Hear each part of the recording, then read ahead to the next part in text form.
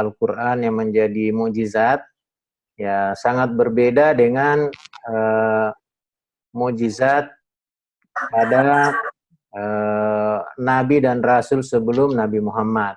Ya, karena pada masa Nabi Isa misalnya, mukjizatnya bisa menyembuhkan sakit lepra, bisa menghidupkan orang mati, ya. Atau misalnya Nabi Musa, mukjizatnya adalah tongkat yang bisa berubah jadi ular, tongkatnya bisa membelah lautan, ya.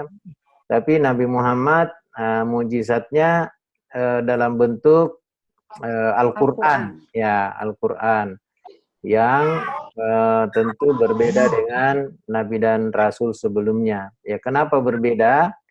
Ya, karena memang mukjizat itu berdasar ada ahli sastra, ya, yang bernama Musailama Al-Kazzab. Nah, itu dia mau membuat surah juga seperti surah dalam Al-Quran, surah Al-Fil. Yaitu alam tara kaifa fa'ala rabbuka bi ashabil fil alam yaj'al kaidahum fi tadlil wa arsala alaihim tayran ababil tarmihim bi hijaratin min sijil faja'alahum ka'asfim makul. Jadi ini Musailama mau membuat surah seperti itu juga. Itu kalau kita dengar tadi berakhir dengan huruf LLL.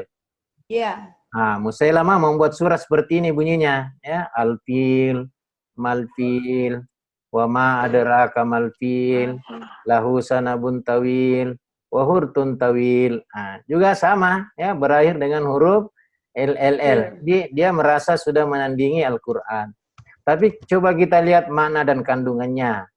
Kalau Al-Quran surah Al-Fil itu bagaimana memisahkan peristiwa sejarah pasukan gajah dari Abraha, sekarang itu negara Ethiopia, menyerang Ka'bah dan mau mengambil alih Ka'bah, ya, dengan harapan nanti umat Islam pergi ke negaranya naik haji.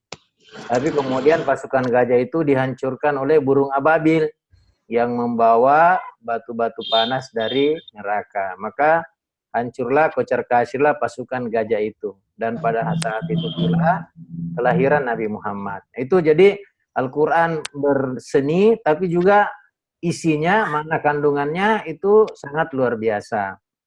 Ya, mengandung peristiwa sejarah. Nah, coba kita artikan surahnya Musailama. Ya, nah, Musailama itu al-fil, gajah. Malfil, apa itu gajah? Ya. Wama adraka malfil, apakah Anda tahu apa itu gajah? Nah, lahu sanabun tawil, gajah itu punya belalai yang panjang, wahurtun tawil, dan juga punya ekor yang panjang. Hanya itu ya, hanya itu saja. Jadi kalau hanya menjelaskan tentang gajah, untuk apa Al-Quran, ya? Ya, itu pun hanya belalainya panjang, ekornya panjang.